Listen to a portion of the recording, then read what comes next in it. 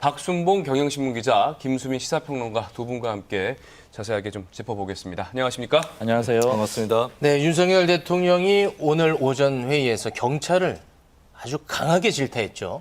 안전사고를 예방해야 될 책임이 어디에 있습니까?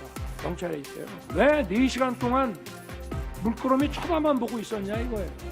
현장에 나가 있었잖아. 112 신고 안 들어와도 조치를 했었어야 되는 거 아닙니까?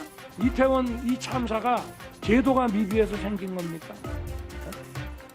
저는 이건 납득이 안 됩니다. 모두 발언에서는 좀 비교적 정제된 표현이었습니다. 그러니까 책임자들에게 책임을 묻겠다 이런 정도의 톤이었는데요. 네. 비공개 회의에서 윤석열 대통령이 굉장히 좀 강한 표현들이 많이 나왔고요. 근데 굉장히 이례적으로 속기록 전체를 공유를 대통령실이 했고요.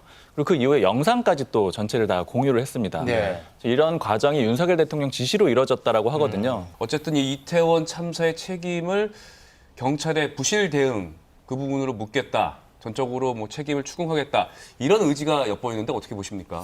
네, 경찰의 잘못에 대해서는 지금 많이 이제 드러난 것이 있고 인식도 잘 되고 있는 상황인데요. 네. 근데 경찰이 경찰 혼자서 움직이는 것은 아니죠. 예. 특히 참사 당시의 대응뿐만 아니라 그 전에 어떤 계획을 세우고 대처를 했는지 이 부분까지 따지면 사실은 정부 차원에서의 책임 물을 수밖에 없는 것이겠고요. 그리고 무엇보다도 참사 직후에 있었던 관계자들, 특히 총리, 장관, 대통령실의 발언을 보면 경찰 업무에 대한 기본 이해가 있는지 이 부분에 대한 점검부터 다시 시작을 해야 될 거다라고 저는 좀 지적을 하고 싶습니다. 예를 들면 네. 한덕수 국무총리가 기동대를 인력 배치를 하는 것은 국민들이 거부감을 갖고 있다라고 얘기를 했는데 네. 기동대는 집회 시위 때는 뭐 기동복 입고 방패 들고 하겠지만 그런 인파 관리를 할 때는 근무복을 입고 경광봉을 들거든요. 전혀 다른 양상인 것인데 네. 마치 그것이 시위 진압과 비슷한 것이다라고 전제를 하고 얘기를 했던 부분이라든지 또 대통령실 관계자가 이상민 장관 발언을 두둔하면서 경찰 권력이 별로 없다는 뜻이다라고 설명을 했는데 사실 경찰관 직무집행법 5조 1항에 보면 경찰이 인파의 어떤 경고, 억류, 피난 이런 조치를 할 수 있다라고 명시가 돼 있습니다. 예. 네. 이미 있는 권한 또 있는 것인데 그걸 못 썼다. 네. 이런 비판을 받을 수 있는 거죠. 그래서 경찰 윗선의 행안부라든지 나아가서 대통령이라든지 이 책임을 끌어낼 수는 없을 것이다. 네. 예, 이렇게 전망을 합니다. 근데 오늘 이제 윤석열 대통령이 제도 탓하지 마라, 경찰 권한 없다 말하지 마라 이렇게 말씀하셨는데 사실 초기에 이런 발언 다 대통령실에서 나온 발언들 아닙니까?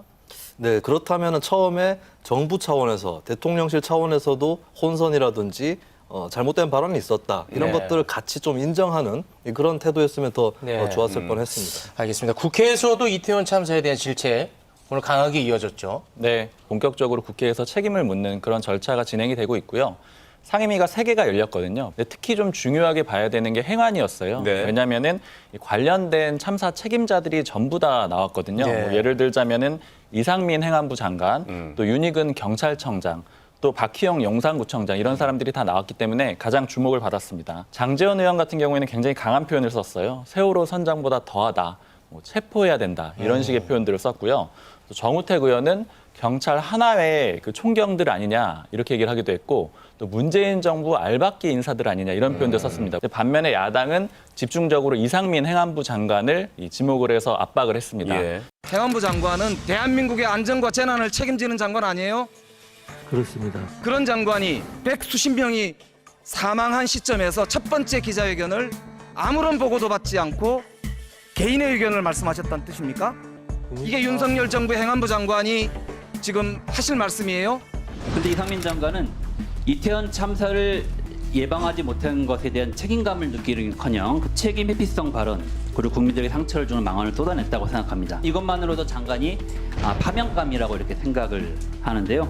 혹시 대통령께 장관직 사의를 표명한 바 있습니까? 가장 중요한 것은 희생자들에 대한 위로.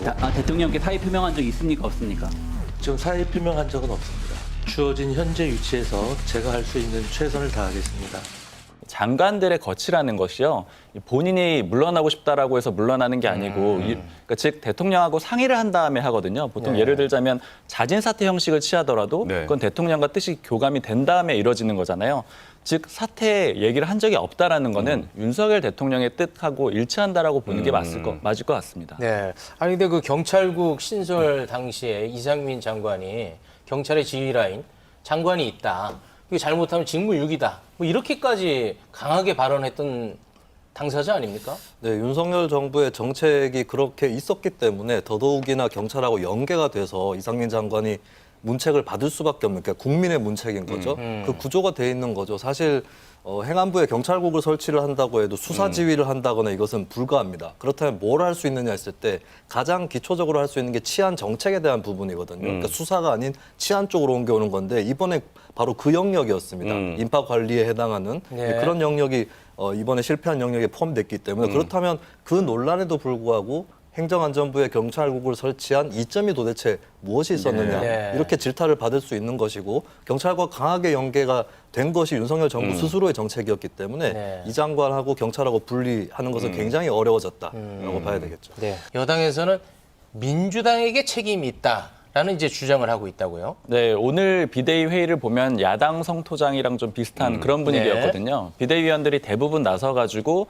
민주당을 강하게 공격을 했습니다. 뭐 대표적으로 예를 들어서 주호영 원내대표 같은 경우에는요, 민주당이 정권 퇴진 집회 참여를 독려했다. 즉 이 얘기는 어떤 의미냐면 이 집회 때문에 경찰력이 그쪽에 동원이 되면서 이태원 참사 대응을 잘 못하게 됐다. 네. 이런 취지인 거고요. 또 가짜 뉴스를 공유하면서 갈등하고 분노만 일으켰다. 이런 식으로 표현을 했습니다. 특히 그중에서 가장 강한 표현을 썼던 게 정진석 비대위원장이거든요. 네. 이태원 사고가 발생한 10월 29일 저녁 광화문에서 정권 퇴진 촉구 대회가 열렸습니다. 민주당 조직도 전국적으로 버스를 대절해가면서 참가자를 동원해 왔습니다. 서울 시내 모든 경찰 기동대가 이 집회 질서 유지에 투입됐고 그날 밤 이태원에서 참사가 벌어졌습니다.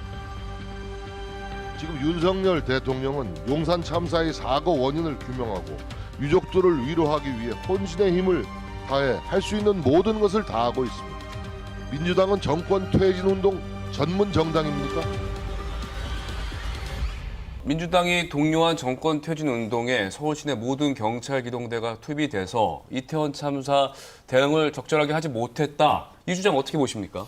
일단 참사 이전까지의 퇴진 운동하고 예. 참사 이후의 퇴진 목소리에 대해서 각각 얘기를 좀 해야 될 것 같은데요. 참사 이전에 그런 집회, 퇴진 집회가 있다고 해서 물론 거기에 경찰력이 필요할 수 있습니다만 거기에 경찰력을 보냈다고 해서 이태원 인파 관리 소홀해야 된다 이런 이유는 없는 거거든요. 네. 필요하면은 더 인원 배치 분산에 더 신경을 쓰든지 아니면 그 전에 좀 대비를 해서 인력 자체를 늘려놓든지 이것이 바로 정치권의 임무이기 때문에 네. 예, 그거는 이제 참사 원인으로 돌리기에는 부적절한 것이다라고 볼 수 있겠고요. 그 참사 이후에 추모 집회가 이제 점점 뭐 퇴진의 목소리가 들어간다라고 할 때 그것에 동의하는 국민들이 있고 아닌 국민들이 있습니다. 네. 그러니까 정부의 책임이 뚜렷하게 있는데 정권 퇴진까지는 동의하지 않는 국민들이 있는 거거든요. 그렇죠. 그럼 그 국민들의 판단에 맡겨놓으면 될 일인데 네. 사실 코끼리는 생각하지 말란 얘기가 있죠. 그러니까 퇴진이라고 하는 여론이 그렇게 크다라고 아직까지 볼 수도 없는데 굳이 퇴진 집회에 대해서 경계를 하는 것. 아. 예, 그것이 오히려 그 퇴진 프레임을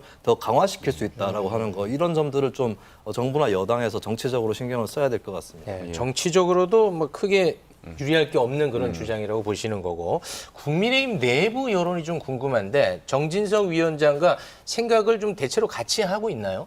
제가 전체를 접해본 건 아닌데 네. 여기저기 물어봤을 때는 반대 의견도 만만치 않게 있습니다. 물론 다수라는 건 아닌데 네네. 못지않게 있습니다. 네. 반성의 방향이 좀 내부로 가야 되는 게 아니냐 이런 얘기들을 하는 의원들이 있어요. 대표적으로 안철수 의원 같은 경우에는 이상민 장관 경질론을 굉장히 빠르게 지난주에 얘기를 했잖아요. 네. 결과론적으로 보자면 지금 대통령실 입장하고는 완전히 다른 게 됐잖아요. 그렇죠. 그러니까 이런 식으로 조금 분리되는 현상들도 보이고 있습니다. 네. 우리가 주목해야 될 지점 하나만 좀 짚어주면서 마무리 짓겠습니다. 네, 일단은 뭐 구조적인 책임에서 여러 가지를 짚어야 될 것 같고요. 책임 소재를 묻는 것과 구조적인 책임을 짚는 것 이것은 별도의 일은 아니다라고 네. 하는 것이고 사실은 누가 먼저 자신의 책임을 조금 더 진솔하게 짚고 성찰하느냐 이것을 좀 지켜볼 필요가 있고 네. 그것을 해내는 세력만이 타인에 대해서도 질책할 자격을 가진다. 이것을 좀 같이 말씀을 드리고 싶습니다. 네.